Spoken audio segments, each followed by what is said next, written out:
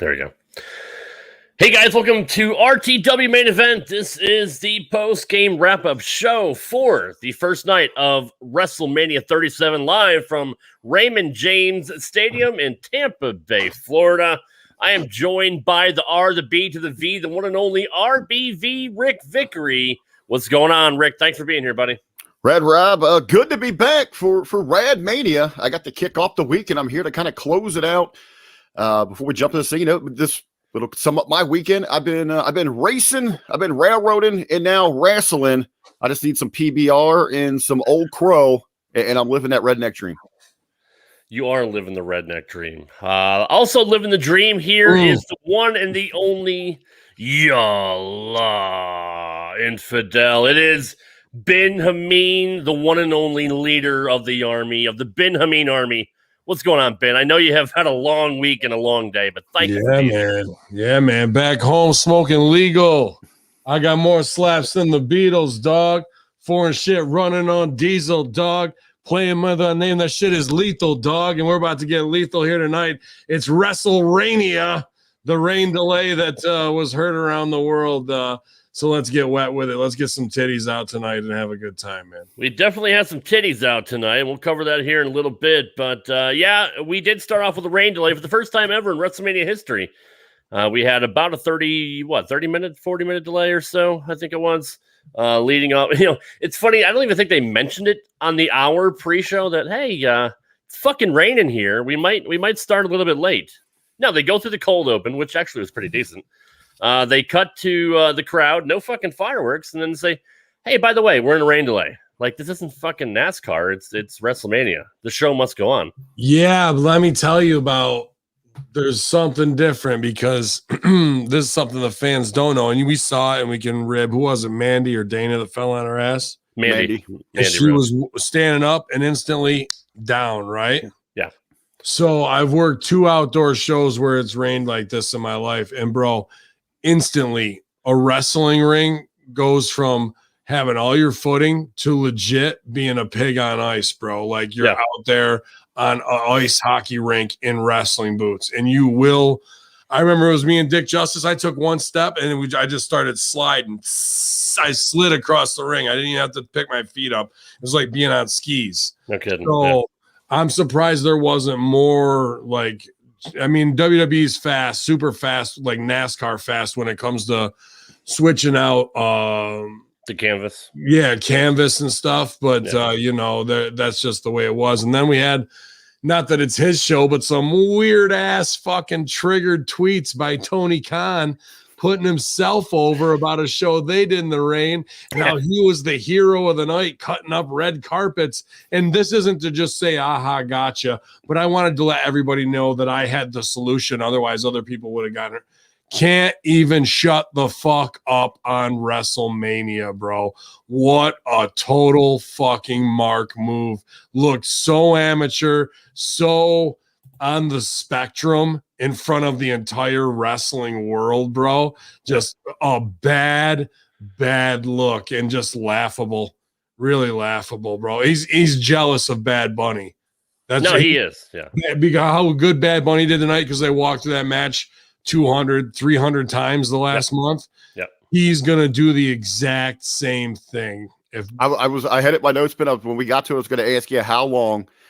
Because, I mean, what we get from TK, the Forbidden Door, I mean, he's doing his pre-tape promos, and we can't even get an ounce of what we got from Bad Bunny tonight. And you're right. I mean, he you know what?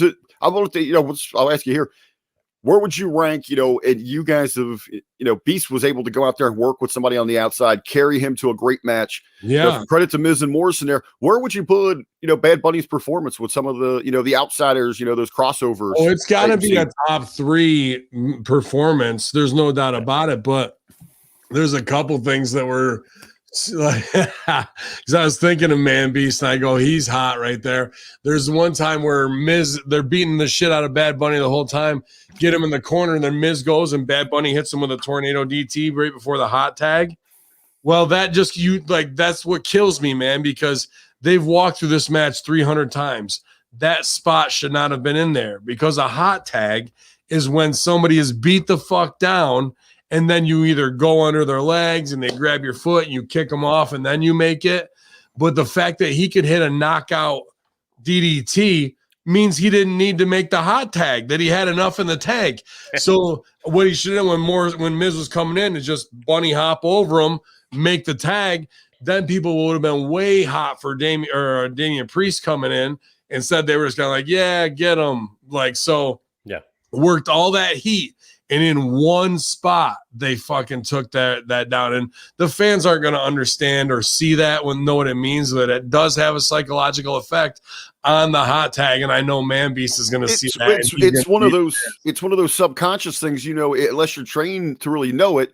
Miz and Morrison know it. That's the problem. Mm-hmm. I know, but from that fan perspective, you could have that bigger of a reaction. Just in that subconscious. That's fine, but that's on Miz and Morrison to make that happen, dude. And that was such a key point in the match that only wrestlers who are trained will understand why you don't do that. But when I see that, bro, like that is Damian Priest taking a fake arrow and shooting it into my chest, pretty much, right? Like it's like, oh, you guys are so close to getting it with all your choreographed bullshit, showing that any fucking shitty Sony MC that they want to make, dude, you watch. Soldier Boy will beat Randy Orton. The little Bow Wow will beat Randy Orton because of this shit. So, like, you can take any asshole and walk them through a match 300 times over the course of a month and a half. So when it's go time, it should be muscle memory by then. That doesn't mean he knows where it's going, but Bad Bunny did hold up his end of what and more of what they needed to do there. So props to the guy on living his dream. Crowd was up on the finish, but the veterans, where the veteran stuff should have been in there, woo, fell a little short. No, I agree. I mean, you can forgive Bunny for missing a couple of spots, like going through the second rope and bouncing off. I don't need to. He fucked himself on that. You see, he did. People don't understand that a shit can getting thrown through the ropes or over the top is one of the scariest and hardest things to learn out of the gate. Yeah. Rip teaches you, if you're an unathletic bastard like the three of us would be, you do the fat man's one where the guy's got to grab you, spin you around, throw you. You take your own bump where you go up on the top rope and teeter-totter, plant your arm, and then your legs and gravity will do the rest. Yeah. Then you get a little more comfortable and you can go catch over the top, throw your body, and then it'll go all by itself. But a middle rope shit can is different than that. It's scarier because you have to put your body through the ropes first and then catch the rope by your hip after your fucking whole body is almost all the way through it. And it's a different experience than whoop. Yeah. And that's a little too close for comfort right there. I mean, it's essentially a suicide dive. And he hung himself out to dry. Yeah. And I've done that too. And what's even worse is if you're not wearing, and here's a wrestling 101 for people at home that wouldn't know. Don't go to practice. Like, you'll learn this the hard way. Can't wear boxers, can't wear boxer briefs. You can wear them on the outside over, but you got to wear bikini underwear to hold your nutsack, because that going through the middle rope or over the top is the quickest way to catch your beanbag on the fucking rope. And it's just like hitting the fucking nuts with a rubber band, bro. It sucks. So you only make that mistake once after you leave your nuts hanging on the fucking middle rope. I'll keep that in mind if I'm ever in the ring. But let's start off with the first match of the evening, and I want to get your opinion on this first, Ben, before we talk about it. Do you like the call to put the WWE Championship in the very first match? I mean, I know you want to kick it off with a hot match to set the tone, but I mean, it's the title, especially when they talk about the legacy of the WWF title. If you're not, if you want to make it to the Hall of Fame, you need to be a WWE champion. But here it is on your first match of the evening.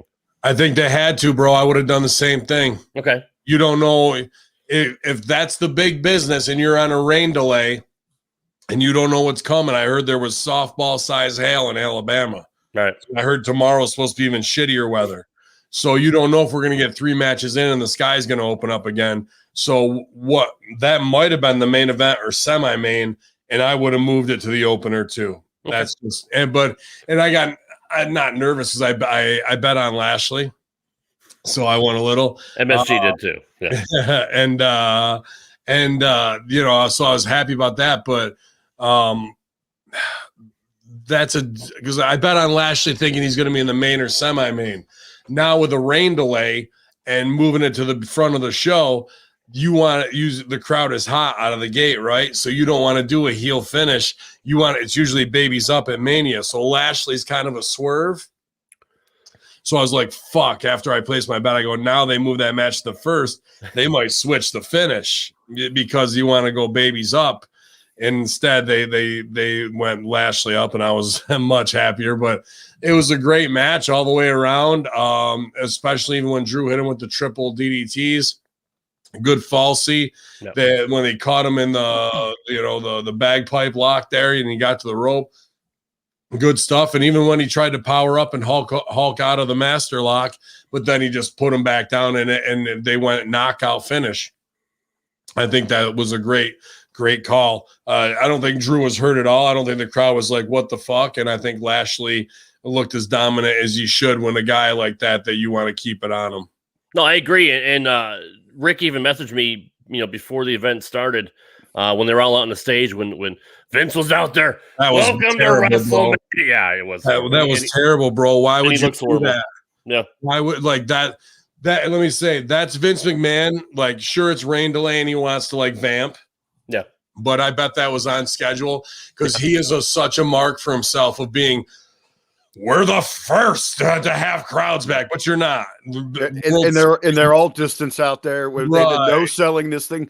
And you pan through, you got people smiling, cheering. I did like Lashley in that thing because he looked like he was sitting there bouncing, like, let me get the business. Yeah. Let me do this. He was taking care of his, but the entire thing was bullshit. Dude.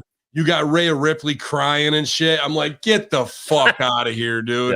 Yeah. So that's just a big fuck you to the fans who invest their time going to the new Peacock subscribers and COVID. We're back, everybody. And thinking in his mind, he's like, it's the first. It's the first. No, it's not it's not even the fifth. Yeah. So instead, we blew off all the reality of our feuds in the first 30 seconds by taking all the heat by doing a curtain call. What an asshole choice that was, bro. It was. I Rick said the same thing. I would have been in favor of, I really enjoyed, as they're trying to, how we can occupy this 30 minutes, this delay time, when they teased, McIntyre and Lashley, like, let's go right now. Let's just throw down. That was good. That improv shit was good there, bro. I wish they would have started then. They could have started hot right there and gone out. And yeah, of course they could have, Rick. They absolutely could have. I thought KO did a great job too, Rick. I think he did a good job. And there's a few people in there that handled themselves. Kevin Owens did a great job. He's always good in those spots. But even, this opening match and the women's the turmoil match, you could tell they were still on ice. And like Ben was talking about, I've seen the guys out there. You get those wrestling boots slick, and then you add that rain that soaked in there, you're in trouble. Yep. And those first two matches, you could tell their timing, their pacing was off in those certain situations there. They worked their way through that. I guess that they did announce that this match was opening. I don't know, it was earlier today, late last night, and it goes back to the reports that we heard that Vince was terrified that they were going to cheer Lashley. And you did hear some of that. And that's the reason they really didn't want to close with this thing. Yeah. Even if, night one, they go with heels over. I mean, he's over anyway, here. He was over with the Hurt Business, even though they're a heel faction. Any blind person could look at society and see that people are hungry for a strong, dominant African-American role model. They want that. Yeah. And it's a problem because, and it is and it isn't, because you can be a dominator and a heel, and we can do heel things. But at the end of the day, guys who are heels, and there's arguments for this either way, so I'm not 100% on it. But you got Big Boss Man, you got Akeem the African Dream, right? We talked about this, Rob. Big fat sloppy bastards. Nobody wants to live vicariously through them. So that's what makes them heels. Things that make baby faces are big muscles and I want to be him superhero style. So Lashley being a heel while having that body style does go against being a big dominant heel along those ways, like a Bundy or along those lines, because you look at him, you go, God damn, he's a fucking kid. Like, look at this bastard. He's a killer. I don't give a fuck if he's a dickhead or not. He's a superhuman, specimen. So that does take away from heel heat at some. And then then he's right there in the COVID commercial. Get vaccinated. He should cut him in the middle. Like, I don't care if you get vaccinated. I don't care if you wear a mask. You die for all I care. I'm the champ. I don't care if you live or die. Yeah. No, you're right about that. But yeah, Rick messaged me before and said, God, Lashley looks like a fucking killer. Like he's ready tonight. Yeah, like, bro. Yeah. So, you know. He needs a run too. But can you make him baby face? Yeah, but as strong as the heel is, we can flip him. So I don't think they would make the turn, but I thought the match was fantastic. I thought both guys worked well together, and I really want to see more between the two. I'm liking what I'm seeing, and I think both of them have amazing intensity, and even though there was a little bit slippery, I still think they had great chemistry and great timing tonight. Eventually, they worked it out in the end. I saw on a podcast that taught me, and I don't know all the vernacular, but Grado had written a promo in Scottish for Drew and had him do it, and Drew was popping huge for it, and you get to see kind of more of the real Drew, which is, you know, we need whatever they're showing us with Braveheart Drew, no one can really relate to, but it was cool to see him and Grado with like the really thick accents fucking doing something that way. But I'm sure the Isle of Scotland is not happy tonight. No, no, not at all. Our second match was a tag team turmoil match. The winners will receive a WWE Women's Tag Team title match on night 2 of WrestleMania. We start off with Naomi and Lana taking on Billie Kay and Carmella. Now, I haven't been watching from week to week lately. Are they just throwing whoever they want together, or have these been established tag teams the last few weeks? No, Billie Kay and her, that was done this week. Okay. Yeah. That was a little strange for me to see, especially with their matching outfits and all that, which I'm a fan of. Trust me, I'm old school tag team. I like the fact that you have matching outfits and shit like that. But yeah, I was surprised to see these four together, and didn't really do it for me in this first part of the match. Lana and Naomi, they've been running together for a while here, but it's been a weird pairing. You got Lana, you can tell she's the classical dancer, but it just doesn't click when she's with Naomi. Classical dancer. She does every hip hop fucking twerk thing there is to do. She comes from that background, but when she tries to do that hip hop stuff, she's not in Naomi's league on that. It's just like this weird combo to me. Because she's a rhythmless white girl. That's why, bro. She's got fucking tits and ass. Like that's what she is. That's it. She's been awkward her entire career. I mean, she's an okay speaker when she was with Miro back in the day, but yeah, her wrestling sucks. She doesn't do it for me at all. Billie Kay and Carmella were able to get the pinfall on Naomi alone, and then we had the Riot Squad, Ruby Riott and Liv Morgan come in. Again, this whole match just it didn't pick up until the end, but it just I don't know why this was on WrestleMania, to be quite honest. Like I know they want to get everybody on the card. Like Ben said, everybody wants to get their shit in. We'll run it for fucking 18 hours, but this had no place on the card for me at all. I wasn't taking it. Yeah, well, you just watched two top pros go at it, and now we're going to watch a gauntlet tag match with girls who are, in kindergarten compared to 12th graders that we just got to see perform. Yeah. And you got to put them over and pat them on the back. They're in that spot actually for a reason in the popcorn match. So people can go get a new shirt at merch because their shit is soaked from standing in the rain. And, they're standing under the fucking hand dryers and shit like that in the bathroom, I'm sure. Yeah, for sure. So, yeah, this was a shit fest. Carmella's been marginalized. Billie Kay, they could have done something with Peyton Royce to come out and cost them. Mm-hmm. They didn't, which means Peyton Royce will probably be future endeavored within the next 2 weeks after her mom tweeted they gave her a shot and the fact that she spears his wife. So the Stooge pipeline's way open. Yeah, we saw it happen to Mickey too. So yeah, right. And then they try the cheat again. Ref catches them. Then we get Riot Squad over, and then comes then comes Team Tits and Biceps, falls on their ass, and then Dana, Mandy falls on her ass. You can see Dana's truly frustrated for some reason and throwing weird strikes and is way mistimed.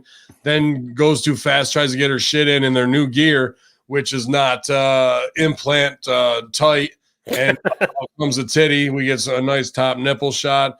They cut the screen to black and then come back while she's tucking in there. Then Mandy's titty almost comes out, and we almost got 2 for onesies. I wish we did. Yeah. I know, and they cut again to black, so I'm laughing my ass off here. We also had earlier when they were doing graphics package recap, you could hear the director lady over the top of it. They didn't have the fucking mic down in the control room, so it's amateur hour at the Apollo around here.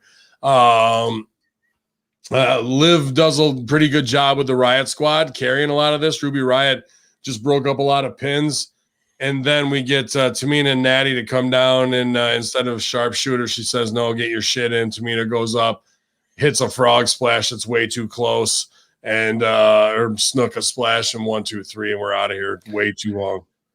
I mean, I kind of like the fact that Natty let her, have that moment, I guess. I mean, it was a cool thing. I don't know if that was planned or not, but if that was unplanned, then props to Natty. Well, that's definitely planned. But now all I'm seeing, though, and I look at it, I'm go, why are these girls together, dude? It should be Snacks and Tamina with Roman. Yeah. Like, we're just wasting time getting to the inevitable. Let's just get to what we should be doing. Why are they not? You say it every week. I mean, you're a big proponent of booking that makes sense, and you're leaving money on the table with all these awkward matchups. Even this past week on SmackDown, they downplayed it. When at the Royal Rumble, they did a spot where they looked at each other and were like, you want to get her cousin? Let's get this bitch. Then this week, they played it like none of that happened, and they're not. They're going to face off. So they're just insulting the intelligence of their fucking audience and themselves. Well, Ben, with them going to toe-to-toe tomorrow night, what would you suggest maybe that they follow up with to really heat that up if they would go in that direction? Yeah, it would be to like fuck these belts and have Tamina and Snacks turn on both their partners and unite and have something along those lines. But what do you do to hold up the titles at that time when you got one with the other? You know what I mean? It's kind of tough to do that business, but it's a way better storyline. Absolutely. And they'd put Baszler and Natty together for 3 weeks till that fizzled on the vine, but at least you could tie them together. And Tamina have been working hard. She had them big gimmicks out too. It was a big gimmick night out there. So definitely was. She looked a little winded too. Yeah, you paid for them. Let's get them out. That's what I say. Rick, what'd you think of the match as a whole? Well, now I'm more intrigued thinking about going forward how we could twist this thing, because I'm even thinking, if you put Tamina and Jax together and you somehow spit off where her and Shayna still hold claim. Well, I'm a champion. You split that thing. Now I kind of want to see Natty and Shayna going and doing like some dungeon style training. Like they team up to go take on those two, spin this thing up so we actually have some intrigue in this terrible women's tag division. It'll just be Tamina and Natty up. Yeah, for sure. I mean, I don't mind the legacy, thing with them, with their dads and all that, and teaming up. That's about the only thing that they have. Point, though. Yeah, I know, but that's pretty much the only connection that they have, to be quite honest. But moving on to our next match, this is where business really started to pick up. We had Seth Rollins taking on Cesaro. Cesaro finally getting his big singles match at WrestleMania. I don't know what you guys think of Seth Rollins. I personally think he's boring on the mic. I don't really dig his savior gimmick and all that. I know they're still kind of twisting and refining that, but in ring, he can go. And he's always shown that at WrestleMania. I thoroughly enjoyed this match. I thought both guys had really, really good chemistry. I'll start with you first, Rick. Were you happy to see Cesaro get his moment? And the one thing that really pisses me off about the end of the match is Cole and Graves talking about, oh, the fans brought Cesaro here. They're the ones that gave him this shot, and he's been around for 17 years, blah, blah, blah, blah, blah. Well, no shit. We've all been saying that for the last, 6-7 years, however long he's been there. Now you want to fucking talk about it? Now you want to give him his push? I mean, it's a little late for that, don't you think, Rick? Well, I think really this match is a tale of one individual who has all the makings and should have been a mega star, a true superstar a long time ago. And the other was someone who was pretending to be one. I think Seth Rollins, I've never really found him that appealing in the ring. This goes back to work prior to WWE. Great hand to have for me. I don't think that he should have been in those high profile spots that he's been in. And I think we're starting to see that time. Cesaro right now, ride this thing. They have to. They don't have a choice. I mean, I don't know really what that direction is. I think possibly going forward with him, I love to see him. Let's switch brands. Let's square him up with Lashley. Yeah, why not? I mean, two bulls going at it like that too. I mean, that's another one. You talk about two strong guys that could just, that are so athletic, and I think that's a great idea. Ben, is it too little, too late for Cesaro? Do you think they're going to finally ride him? I know they tried it with Heyman, a few years ago, and that didn't work. But at this point, is this a one and done for him? I think so. Promo skills aren't there, bro. Yeah. They just aren't to carry it. Wrestling skills up for days and days and days and days. Seth never did anything for me until pretty much with Dominic. That was a big page turn. The years of the Authority and being Triple H light and being Games boy and getting all these fucking things and even being in the Shield, people thinking that's over. The only reason they're in the Shield is because all three of them were rotten individually. And if you only have to do 33% of the match, that's less chance to be exposed. But they would be with Falcon's Arrow, fucking superplex kick out bullshit, or buckle bomb Superman punch when they didn't get it. Now they don't do that shit anymore, do they? No. Did you see a superplex Falcon's Arrow? Will we see a buckle bomb Superman punch, bro? No, because now they finally made it from 4th grade and 5th grade to 6th grade. Right. And now in 6th grade, you can actually hold a conversation with them in wrestling. And this match was the best match on the card. Yeah, it was a banger for sure. It was a banger, and they were where they needed to be. The fucking big swing, the UFO swing spot was awesome. Yeah, it was. It was real good. Cesaro looks like he's actually down in size, so I don't know if he's off the Florida Water B12 diet or what. But I don't think he should go against Lashley because that would stop him dead in his tracks. He's your mid card guy. He's your Rick Rude, Mr. Perfect. That's who we need to face Cesaro. But I mean, what do we do with Lashley then? I mean, other than Drew, who else do they have that could even stand up? More Drew. Drew's got so? it. Yeah. Drew ain't done. No, they just don't have anybody else. Well, I think maybe what we're going to get there is, the guy who fights for the little people, for anyone that's been called stupid. Oh, Christ. He'll probably go to Braun. Tell you what, he looked like a fucking brick shit house tonight, man. Well, he's gassed to the fucking gills, bro. Yeah. I mean, he looks great. He does look great. He does. I mean, you got to give him credit for, working hard and dropping, probably 20, 30 pounds, if not more. I mean, he was always a big guy, but he's fucking Jack Diesel now. So. Absolutely. But to face Lashley, I mean, it's Drew with a bunch of challengers in between. Yeah, no doubt.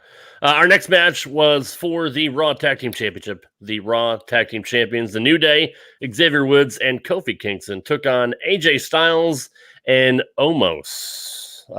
This guy is money. Little green still, but I thought he moved pretty well in the ring. He's very athletic for a guy that they claim is 7'3". I mean, I don't know if that's kayfabe or not, but he's a big dude. He literally is a monster among men. I mean, he would dwarf over Strowman, which I don't even know if they'd ever put them together because of it. That's the money, though. It is eventually, but I mean, who's going to beat him for the tag team titles? Like, as soon as he got in the ring, and credit to the New Day for selling it like they should have. He's a big dude, and I love the beginning of the match. I thought Big E coming out there for the reunion was fun. I think Kofi and I mean, they got their shit down. I mean, they've been doing it so long together. They're fantastic. I thought the beginning of the match, cutting the ring in half, I thought they did great tag team work against AJ. AJ always good, selling. Not really big on the heel selling, though. That's not typically what you want to do, right, Ben? If you're going over, and the story is that they're not good at tag team wrestling, so he's got to beat 2-on-1 and he's on it. It's not bad because the whole it of the match is because it was opposite because the New Day was working on AJ keeping him in the corner, cutting the ring off, even though they weren't doing a bunch of heel shit, they were keeping him grounded. So that's just tag team wrestling, even though that's old school, like Tully and Arn shit. Right. So you're keeping them there because the real point of the whole match is the hot tag to Omos for that moment, which is really a babyface thing. But here we have him as heels. I was going to ask you a bit. How did you feel about like New Day kind of openly taunting AJ with that? That's what they were doing. So they had to work a little heel, even though they're babies, so it would get over more. And that's just sometimes the things we paint ourselves into because we can have wrestling psychology, but then when you have an attraction like that guy, you have to make exceptions to the psychology where you can apply it, even though the babies are doing heel things, because that guy's attraction level is bigger than us working that match a certain way. So we just need to switch it so we get to that, oh boy, here he comes moment, which is usually a baby face of like Big E, here he comes, boom, boom, boom. But here it's this guy for the first time in the ring. So you have to make those sacrifices in order to get the business across. But good question. And you're okay with that? I was. It worked. Yeah. It definitely worked, and that's probably how I would have booked it too, to be honest with you. I mean, almost it's so big. I mean, Rick, he almost looks like a baby. You know, he could be And you wanted to punch baby New face. Day in the face for their fucking hair. Yeah, well, okay, New Day can kind of get away with that because I mean, even as the baby faces, they are that obnoxious group. But that's them being smart. What you just said, they are obnoxious baby faces. Mm-hmm. So you turn up the obnoxious when you have to work heel on heels for the attraction, and just to get that fire for attraction.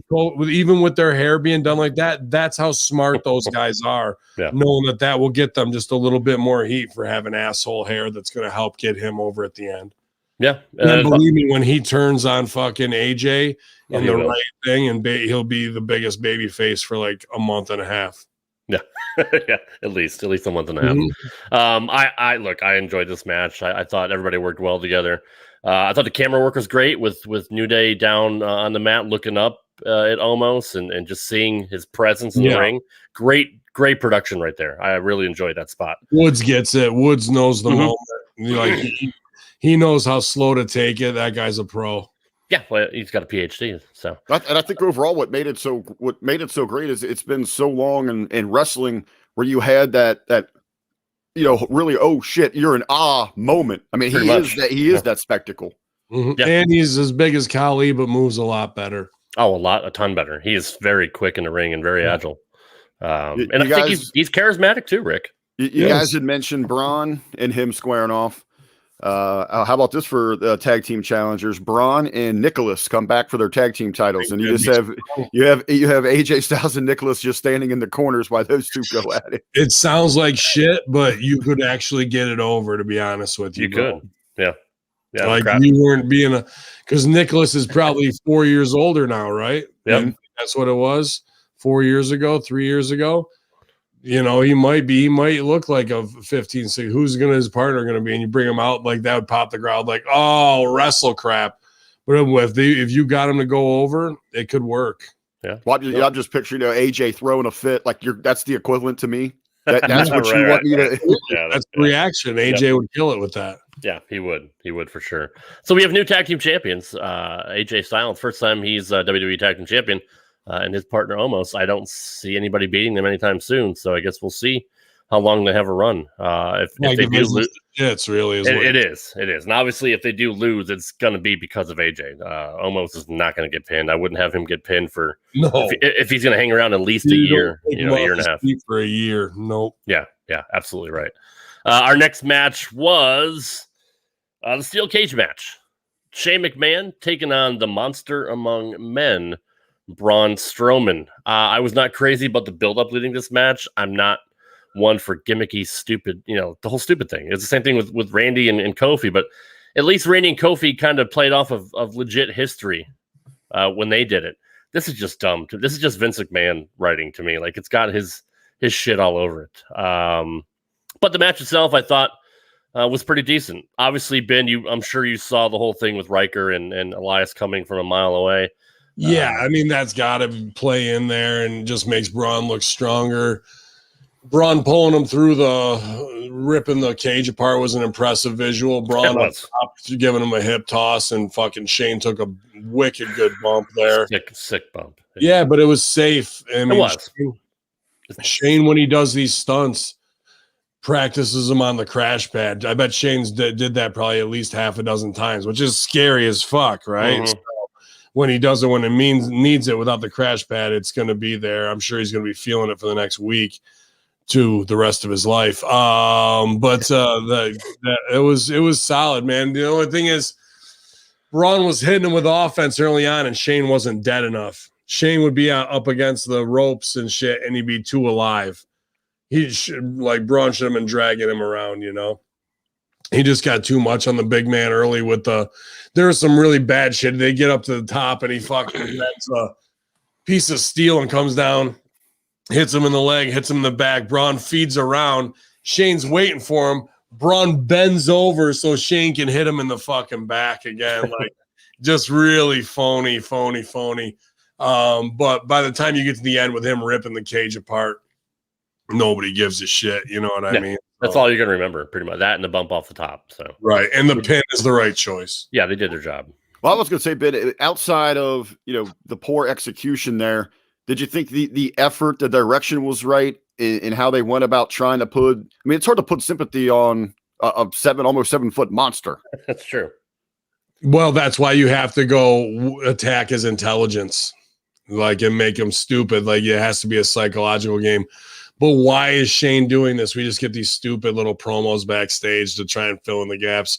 100%. This is Bruce and Vince. Yeah. Juvenile fucking thing. And then a 5th grade report card is going to be heat and slime and hopscotch. Jesus Christ. It's all of it. This whole angle.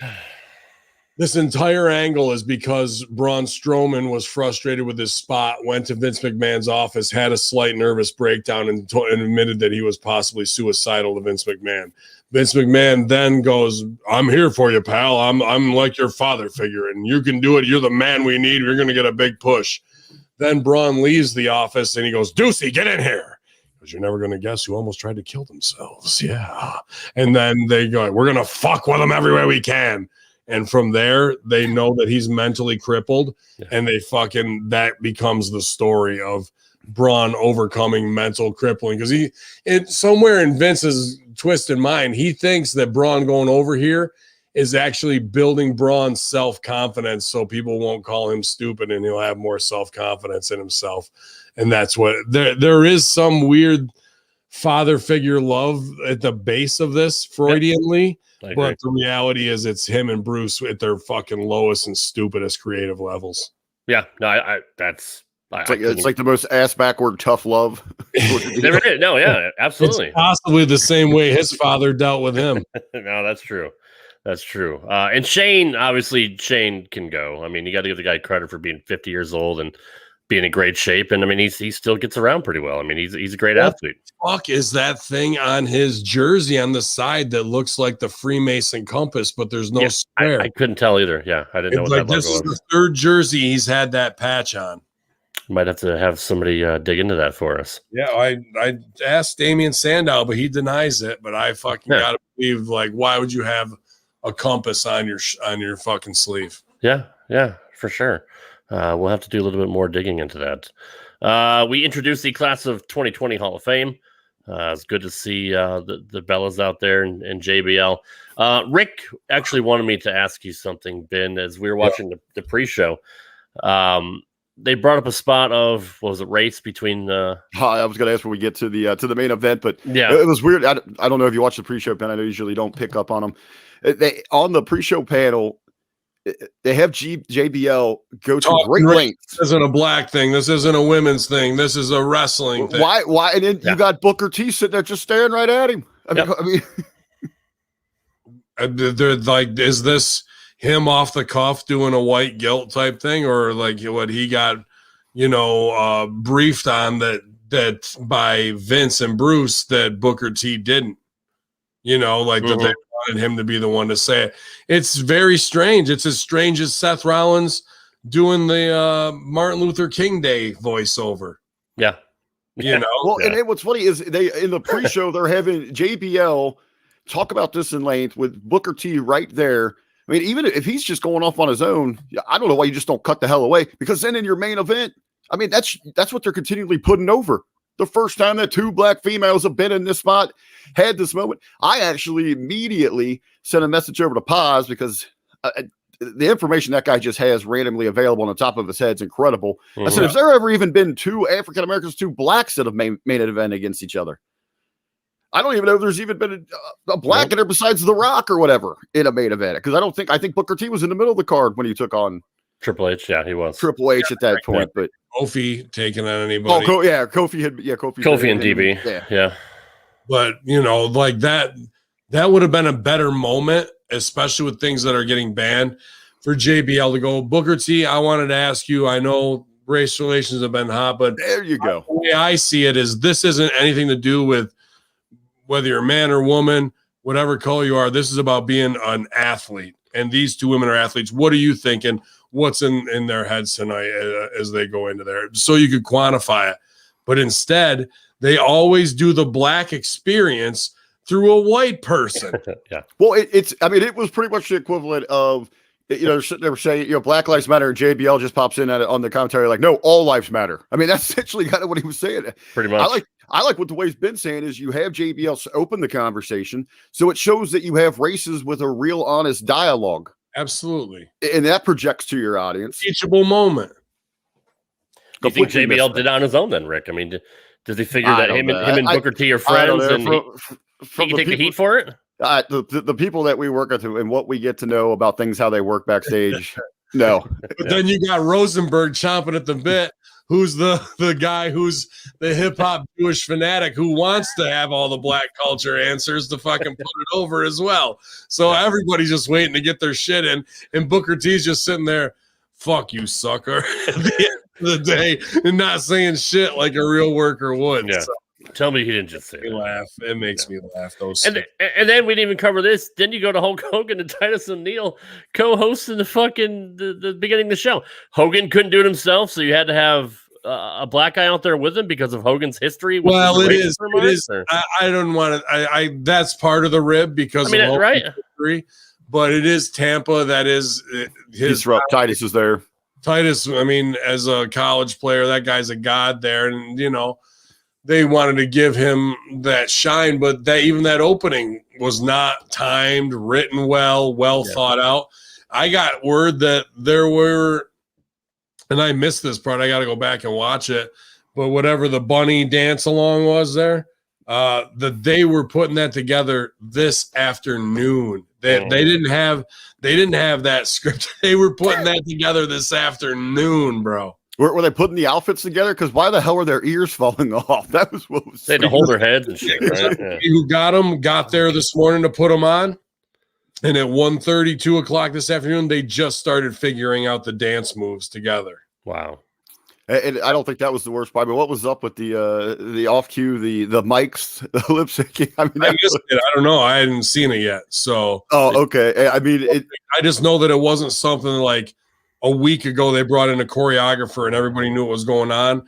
This was, okay, show's in 5 hours. We better figure this out. That makes complete sense because the Rosebud line looked more organized than that was. And then you have Miz and Morrison come out. And I almost thought it was intentionally that way, Rob, that it was supposed to be that bad. They had their mics down, like the mics were on, but the volume was turned way, way down, or the camera was picking up. Oh, that's just our favorite production coordinator, DJ Def Guy. DJ Def Guy is the fucking king. He's been fucking up all COVID. Yeah, no, absolutely right. Yeah, I don't know, Rick. That whole thing was very, very awkward. Did you see any of their entrances, Ben? Did you see Bunny come in? I saw Bad Bunny come down with a 2032 in the Matrix code. I wanted to punch a hole in his chest. Like I thought it was kind of cool, and you do have that celebrity there, but why not include Damian Priest in that with him? Why do they have the separate though? I mean, correct. Because how about the fact that you got him riding in on an 18-wheeler? That was very reminiscent of Latinos coming in on trains across the border from Guatemala and shit. I'm like, why is this motherfucker on top of a truck? Like that's fucking as Latino fucking stereotype as you could get with it right there. Why don't you put 40 other Latinos on top of it? If it would have been an old school caravan with 40 of them in it, that would have been. How about they had to be family members of whatever Bad Bunny and somebody else. What asshole brings their 13-month-old to be up at 11:30 at night at fucking WrestleMania? No head protection, ear protection, nothing. Like, you're just a fucking mark and a fool, and now your kid's hearing's probably fucked up from pyro going off and every other thing. So, good job. Yeah, that's a good pickup there. I didn't realize that. We already kind of covered that match. Bad Bunny and Damian Priest get the win. Moving on, we had the main event for the SmackDown Women's Championship. Bianca Belair, winner of this year's Royal Rumble, taking on the current SmackDown Women's Champion, Sasha Banks. We covered the history a little bit of this. I mean, 2 black females in the main event of WrestleMania. It is a big deal. And it should be recognized for being a big deal. Isn't it? I don't fucking feel that way. Really though? You don't? And it's all virtue signaling for 20. Dude, I grew up in fucking the Renaissance of the 90s. Right. Black people been fucking kicking ass and doing whatever the fuck they want since the 80s and even probably earlier than that in the 70s.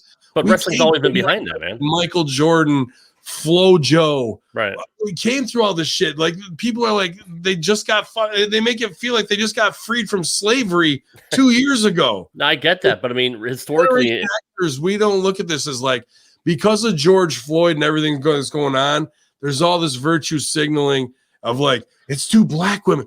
Who gives a fuck, dude? I watch Jazz.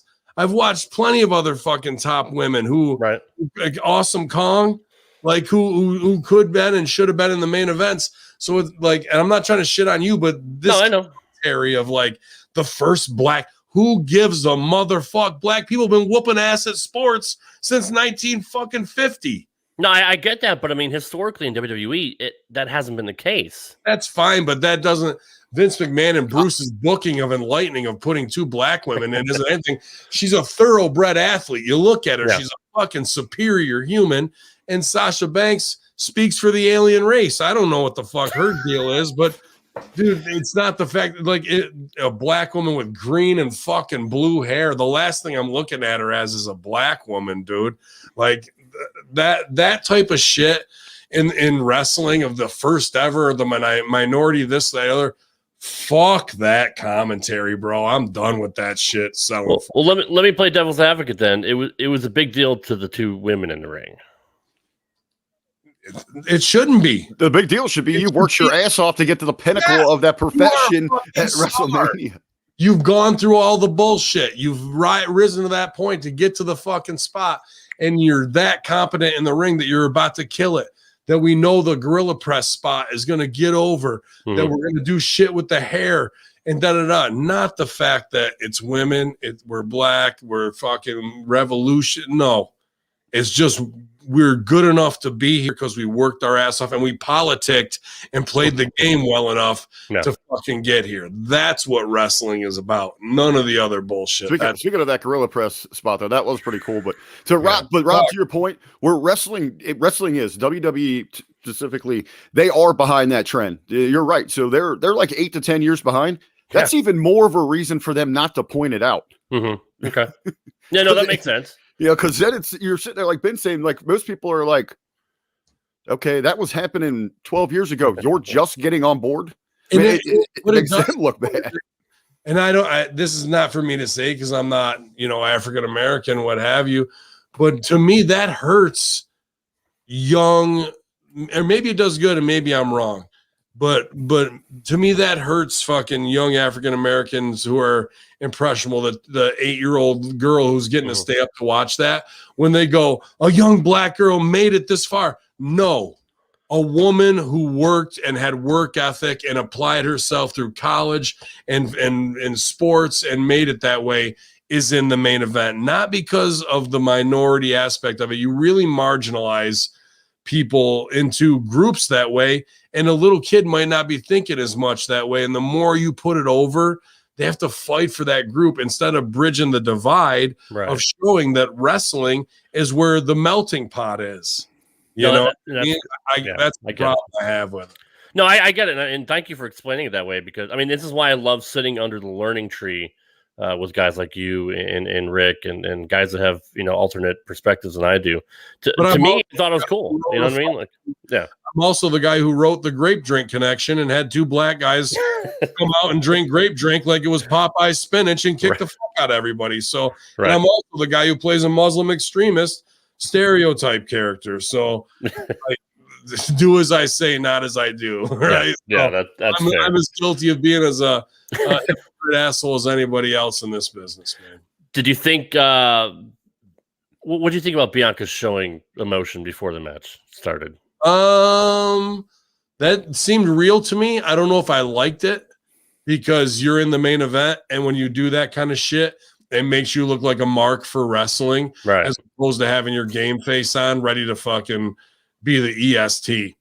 Yeah. As a baby face, it helped a little bit and worked, but I wanted to see her stronger there. To do that kind of shit shows like that being in the show and WrestleMania in the main event is more important than what's really the reality we're trying to create, that was really about to happen. Me winning the title, working my ass off, because a real champ, somebody going for that title, that's all they're focused on. You train, you fucking think about it. It's the pictures on all of your walls. When you go take a shit, you're looking at a picture of it. You're looking at a picture, like that's all that's in your mind, not the moment of, oh my God, we're here at Mania, you guys. Like, no, you're in the main event. Play the fucking part, right? Yep, that's a reality break, bro. That's a reality break, and I'm not down with it. And I think Sasha did a good job of kind of getting her back into the game by pushing her. I don't know if that was a called spot or not, but I think Sasha realized what was going on, and she had to kind of snap her out of it. That's why I agree with that too, and that's why it seemed good and real.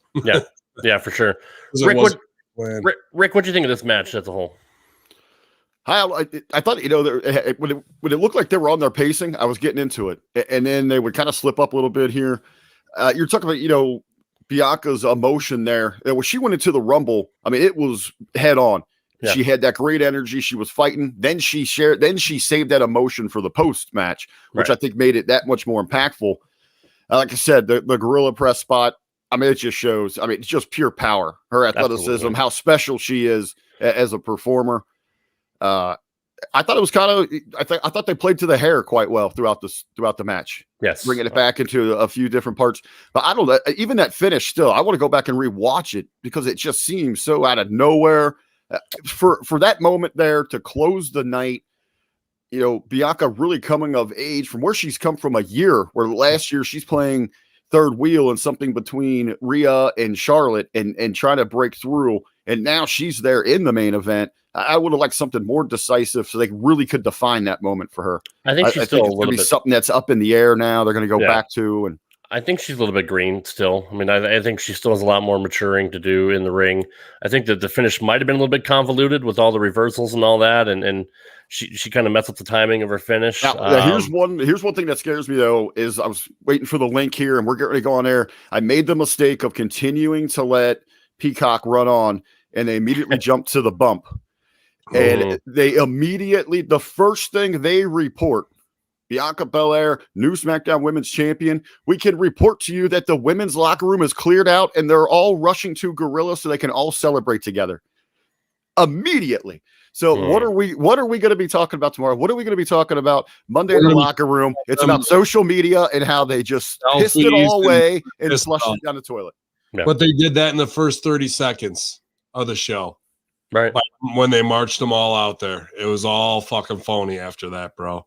So that's gut-wrenching. That's gut-wrenching to even hear, but it makes, perfect sense of the marks that they are for themselves, having white wine spritzers together after a women's Royal Rumble where they're kicking the shit out of each other. So they get what they deserve, which is never being over. Because they say, I love this business, and then they do that shit and they won't protect it. And tomorrow we'll get the curtain call picture of them all together with Bianca and everybody's cheering. But then 2 nights later, we're supposed to believe that somebody wants to kick the shit out of her and da-da-da, But they've been doing that for a while, right, Ben? Like, you remember Sasha and Bayley back in NXT New York weekend, doing documentaries. They did it right there on air. Yeah. Yeah, Sasha right there goes over and starts hugging the Brat super fan. Yeah, they can fuck off too. I don't give them a pass. No, I know. I'm just saying, they have a history of doing that. Well, they should also then what there isn't a history of is fining them $50,000 for the first 2 times they did it, because after I took $100,000 out of their pocket, chances are they wouldn't be doing that anymore, would they? Dave, even Fox right now went to social media to see what they've already got out here. And we're going back to that open where you've got Bianca about to lose it. They've got the close-up of her here. It looks like she's about to bawl, ready to start just flat out crying in the moment. Yes, Ryan Satin's a huge pussy, and that's what he fucking is going to put out there, bro. That doesn't surprise me at all. I thought she did a good job. I thought, maybe just get a little more experience in the ring. I saw her kind of waiting for the tilt-a-whirl a couple times. You can see her getting ready for the spot, but I mean, that's just that's an experience. She was like this, ready to fucking get her. Yeah. I saw that too, and I was like, this is what happens when if it was WrestleMania, I'd definitely walk through my match too a couple times. But these girls have walked through this match no less than 40 to 100 times. Yeah, and it just becomes all the reality of like the competition where we turn it into a gymnastics fucking event. You know what I mean? That's when you see those type of things. That's just them knowing what's coming next. And now we're killing the reality of what we're supposed to be putting out there, which is implied fight that should be real, but it's not when you see that. Yeah, no, for sure. Ben, what do you think of the first night of WrestleMania as a whole? Were you pleasantly surprised at some of the things, or did it go the way you thought it would? I thought it was better than I thought it was going to be, and especially with snafus and whatnot. Yep. I like live things that are botches with titties falling out and fucking people falling on their ass. I like sleeper matches that actually over deliver, like Rollins and Cesaro. And I thought the main event in the opener had to be done. So I totally get how that I would be backstage as a booker. And I thought it delivered even with heels up in the opener. So I thought this show was really good. I give it probably a B-, to be honest with you, especially for night one. I was entertained. I talked to JB that was there. He made a last-minute decision to go. I asked him how many people were there. He said about 25,000. So I guess that's what they were allotting for night one and night two. But they did a great job of darkening the upstairs. Yeah, they still had the cardboard cutouts. You could tell. They did. They did. So, but I thought the stadium looked great. I really did. And it was great. It felt like a WrestleMania again, especially after what we saw last year. How about when only 50% of Seth's big fire sticks lit up, like the 4 on one side, 2 on the other? Love that shit, bro. I know you do. Yeah. It could be rain, but I just love those fucking kind of like, well, it looked good on paper. Rick, were you excited to see these fans back there again? Did it feel like a WrestleMania to you? I know you weren't too high on WrestleMania going into it, but how are you now after? I was going to say, good kick it. That's what I was going to lead in with. Yeah. It was good to have fans back. It was good to have real reactions, being able to hear real people instead of this filtered in BS for their agenda. So I really did enjoy that. As Ben said, expectations or your enthusiasm going in a little low on this one. I think night one they did a great job. Ben, how'd you do on your pick'em? I killed it, man. I went 6 for 6. Nice. Good job. 6 for 6 on there. I went 5 for 6. I missed the turmoil. I think I did well on the DraftKings fucking thing too. That with weird questions, it was like, will Shane do the coast to coast? Will somebody run in and Shane's match? How will it win by pin? I got all 3 of those. I can't remember what else the other questions were on there, but we'll see how we did. I did all right on some Bovada bets. Like I said, picking Lashley. I just had a feeling that was the way it was going to go, because why would you put it on the guy that quick only to take it off him, especially if you're going to make him into a singles guy, So yeah. I don't know. In our weighted pick though, that was my lowest ranking one though for WrestleMania. I just wasn't. I won it last year. I was thinking Lashley. I didn't have all that faith in it. I don't know what I put points wise on there. I don't know if I weighted it heavy either or not. But I got my ass kicked on UFC earlier on parlays because the Youssef guy fucking lost. So I got to plot his death. And it was a good time, man. Golf today with referee Sideburns, and then we went and did. Mania with some of our other buddies, man. So it was a good night one, and we'll be back tomorrow to continue the punishment. Who's up? Reigns, DB, or Edge tomorrow, guys? I'll start with you, Rick. What do you think? I'm going Edge. Edge up. Edge up. I think it has to be after the buildup of the Royal Rumble last year, not really getting to pay it off at all during 2020. I think you have to go with Edge. All right, I'm with it. You know what though? As I continue to go here, I'm looking down the road. I don't care who it is that goes over for that SmackDown title. I immediately Monday morning want them to start teasing on social media that someone is coming for the champion. Tease it. Mm-hmm. And then on Friday, and it could come out of nowhere, I want the Angel of Death to show up, TikTok, because they got to get Cross off NXT and get him on a big stage. The money though is Killer Cross versus Randy Orton. Really? Ooh, yeah, I didn't think of that. Yeah. It's there. It'll be Killer Cross and the Legend Killer. I think there's so much money to have with Cross right there. I would be on the edge of the seat to see him and Roman Reigns nose to nose. He could go so many ways with Cross, but to me, as we're looking at right now this week in WWE and NXT and the can and all that, it's over with. All I think is Cross is meant for a bigger stage. Agreed. And I think because Lashley won, you got to have a baby on the other side to be to be champion because I mean WWE is typically a babyface champion territory anyway, and Edge, who knows, one bad bump he could be gone. You know what I mean? I think Lashley versus Adam Cole is the fucking Adam Cole over Strong. Just being clean. I don't even know what to say to that. Other matches going on for night 2. We have the Raw Women's fucking asinine match that was at the end of NXT. Just no, yeah, no. So wrong, so for stupid, for sure. So dumb. Yeah, no, I agree. We have Asuka defending her Raw Women's title in night 2 against Rhea Ripley. I'm really looking forward to that. I think those two could really tear it down if Rhea doesn't get caught up in the moment like she did tonight. You want to completely ruin her fucking character. No stars. Yeah, I'm looking forward to seeing that match though. I think both of them are pretty hard hitting. They can go. We got Big E against Apollo Crews for the Intercontinental title in a Nigerian drum fight. Ben, I know you've been in a lot of Nigerian drum fights in your career over the years. What do you think? What do you think Big E has to do to keep his title against Apollo Crews? Listen to the snare drum. Don't try and go with the tom toms. Yeah. If you fight to the snare, what the hell is this match? What's the rules? The rule is let's get some people out there in loincloths and make this as racist as fucking possible. And we're gonna get some drums and make it look like an African tribal village.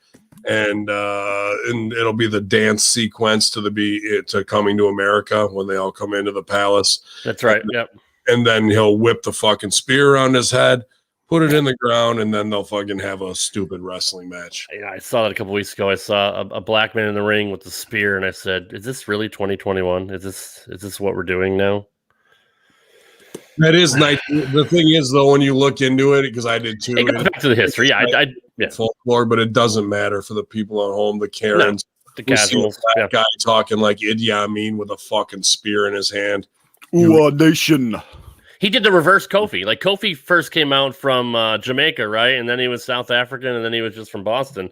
Apollo was from wherever he was from as an athletic black guy, and now he's doing the Nigerian thing. It's the reverse role. I wouldn't know anything about that.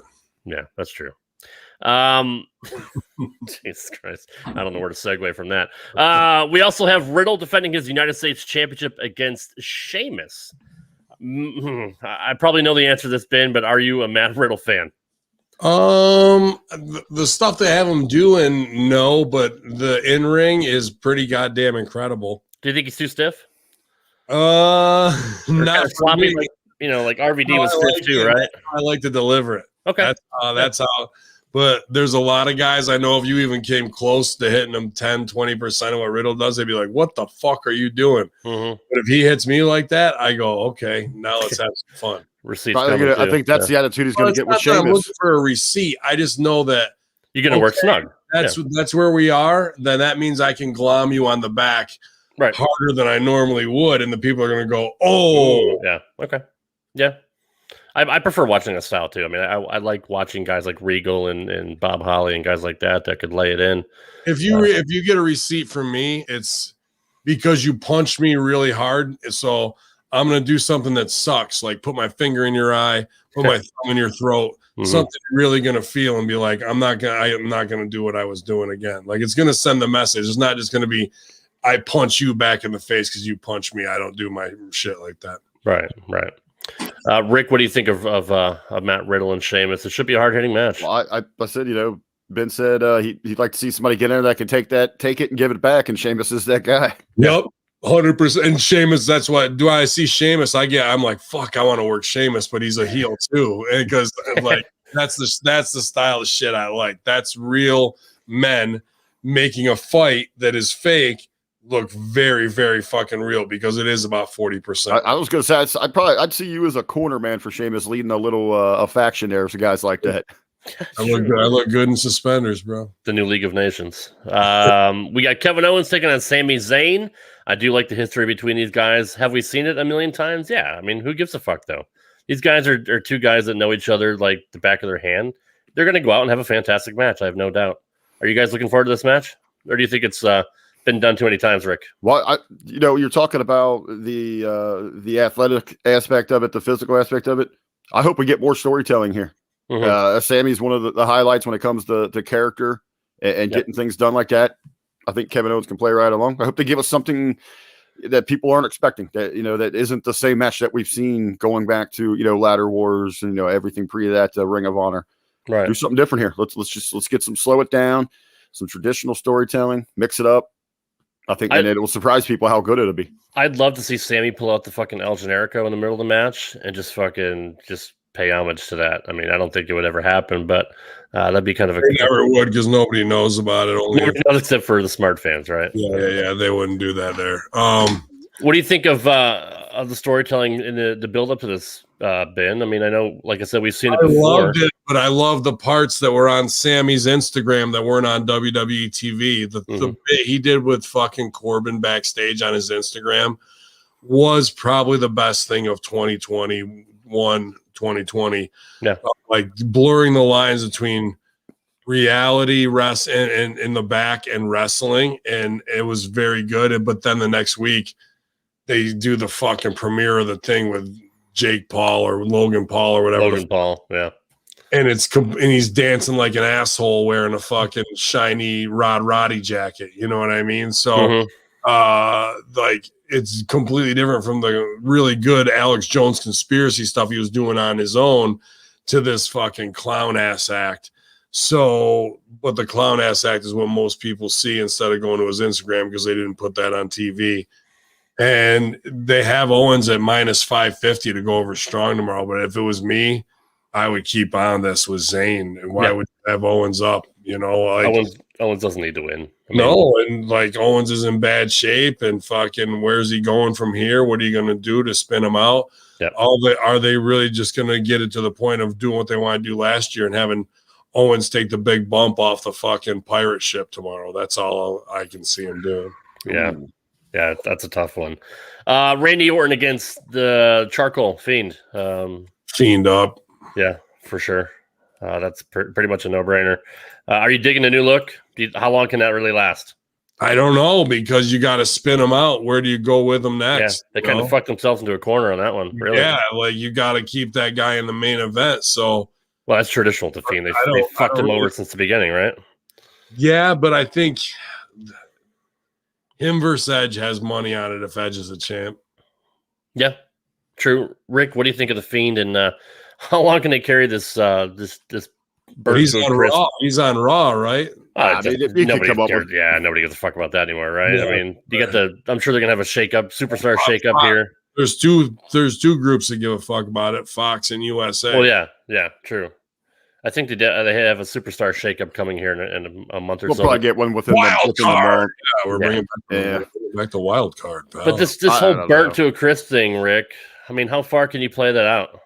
Really, I'm kind of just looking through this card here. I haven't paid much attention to the storyline. I mean, every time that you got pedo bait bliss, I really have no interest in this match. Probably, I agree. But you don't have interest because Randy Orton is tweeting Soldier Boy and Little Bow Wow. I'm more interested in Randy arguing with the guys, about leg slapping and what he's arguing with hip hop artists, and that I'm actually even focusing on, and then even Bliss and herself. You got this twisted demonic, little doll, whatever the hell she's supposed to be there, and then you switch gears and she's out. She's at Disneyland with her fiance, bubblegum fiance. I do agree. I mean, it's very important to have the Fiend, unless you're just completely giving up on this thing. Yeah, for sure. Let's see. Obviously, the main event we talked about, Roman against Daniel Bryan and Edge. We pretty much agree that Edge has to go up on that. Unless Vince likes to pull a gotcha moment, pal, and really just has Roman retain because he's such a strong heel. Is that a possibility, Ben? It is a possibility, but double heel champs up is interesting. Yeah, which is kind of what I alluded to earlier. That's why I think Edge will win, but you never know. I mean, he could give us that moment and just pull a swerve and keep it on Roman, because you got to keep Roman hot for the next year, right? Until WrestleMania in Dallas against The Rock. Yeah, but that doesn't need a belt, because if Rock goes over on Roman, that's true. Good point. I don't know. I'm not going to hold my breath on Rock coming back. Really? You don't think so? After the motherfucker's dipping his toe in for president. that's for a whole all nother all the show. projects he's got. I don't know the insurance they'd have to settle up on to cover that with the studios and. Yeah, no, that's true. I mean, I supposedly they want to do it this year if it was going to be in LA. That would have been the perfect setting for it with Hollywood Rock coming back, but obviously that didn't happen. We'll see. All right, guys, I appreciate you being here. Ben, I know you're ready for bed. I pass. RBV we'll be back here again tomorrow night to do night 2 of WrestleMania. I'll start with you, Ben. Where can we find you on social media, and what are the tentative plans for the network? Oh, yeah. Everyone's asking where you can get shows. You can go to patreon.com/Hobby Media Group. There's free shows there, our local ones as we regroup. Probably buying the space tomorrow on Citrus to start our own online Hobby Media Group radio, which will be available on iTunes Radio as well. But what's great about it is it comes with its own app. So we're going to have a whole Hobby Media Group app. You just download that and you'll get all of our shows. But we got to go through it and learn it. So we're kind of taking a week here, 2 weeks to regroup and revamp. Shows, like I said, will be Hameen Media Group Patreon, Ben Hameen YouTube channel if you want the video. I'm trying to double stream on Hameen Media Group YouTube as well. Yep. Thanks for bearing with us, but I got to go on vacation on Thursday. Otherwise, I'm going to fucking snap and burn myself to the ground. So as soon as I get back, we'll have a full press and full launch of everything. But in the meantime, that's where you can get it. And you can always hit me up at @bin_Hameen or Hameen Media Group on Twitter. That's the easiest way to get a hold of us, you guys. And about 90% way through backing up all the HMG files. So. It, man. That's that. I was gonna say thank you so much for that because no problem. It'll be huge because it renews on 4/20. So I want to have everything backed up so we can say fuck yourself. And please feel free to go to @Podbean.com and let them know how happy you are that we're not on iTunes, Podbean, Spotify, any of that shit. But they did pull 42 Joe Rogan episodes today from Spotify. So no shit. Yeah, something massive is going on right now. Yeah, I heard the same thing happen from Joe Feeney with K100. UMG pulled a couple on them too. So, yep. So these people like Spreaker, and then he got fucking zapped. I talked to Feeney. Yeah, and like something big is going on with these music conglomerates right now with censorship and everything that we're doing. So we're just trying to find a solution to be unfuckwithable, but I don't know if there is one, to be honest. Because even Amazon announced what you do outside of Twitch on Amazon servers, whatever that means, can get your Twitch channel pulled as well this week. I heard that too. What are you talking about? So, as whatever they want to do, it's time for revolution, kiddies, not fake wrestling, real revolution. That's right. Richard, where can we find you on social media? What you got going on? I just want to remind everybody that it's just not about the personalities that you're so used to with the Hameen Media Group. We also have the HMG brand management. So make sure you go check out all the friends, all the the great personalities that we represent. We help with their Patreons, their YouTubes, all their production, their social media stuff. Talking about names like Vince Russo, Goldilocks. Let's go here, the A Show with April and Aaron. We got the FR podcast, Rip Rogers. We got Stevie Ray TV, the beautiful people, the two-man power trip. Represent all those big names. They're partner platforms with us. So, hey, go search for them on YouTube, Patreon, social media. Make sure you're following all the content that's out there across all social media, Hameen Media Group, especially tomorrow. Make sure you're finding our content. You're getting it out there. You're sharing it. Spread the good word. Yeah, sharing it. That's huge, you guys, especially on the WrestleMania trend. I appreciate Rick tonight. Did a great job with that on the Hameen Media Group Twitter. If you guys can go over there and share all those of our affiliates, that just does great for us to get them into that queue while we're trying to beat these algorithms and numbers. That's the only way we can do it is with your help. So thank you very much, everybody. And I want to back all that up too as well. Thank you for all your support, guys. Thank you for sticking with us through all this bullshit that's going on YouTube and Twitch and Podbean and all that. We have a loyal group of fans that will follow us anywhere. And I do want to. It sucks that it's happening to us, but it also doesn't suck that it's only happening to not only happening to us. It's one's below us, and there's ones above us, and then there's ones like Rogan way above us that are fucking getting zapped. So it's the conspiracy theorists aren't going, it's me, just me this time. It's big. Yeah, we thought that for a while, but Yeah. Well, but you know, it's eventually going to be everybody that's out there trying to, you know, get their little slice heard. I mean, not eventually. It's right now. Right now. Yeah. It's not eventually. Yeah. But I do want to thank you guys for being here. And Ben, while you're here, I just want to thank you for giving me the platform this week. Even though Podbean's kind of fucked up, you know, I still release the Ultra Kayfabe episodes on Podbean for RadMania. Shitty timing for my biggest time of the year, but I apologize for it. I know it's not your fault. Episode, but like this is the war we're fighting, man. And you guys can find it by going to social media. We'll put it out there. We're easy to find. Yep. But thank you, Ben, for all the work that you do, helping me out, and Rick, as always, being here, my trusty sidekick, help me out whenever I need somebody. You are my go-to guy, one of my favorite people to work with. We have such a great team here. I mean, media and the brand and all our great synergy with all the different groups we got.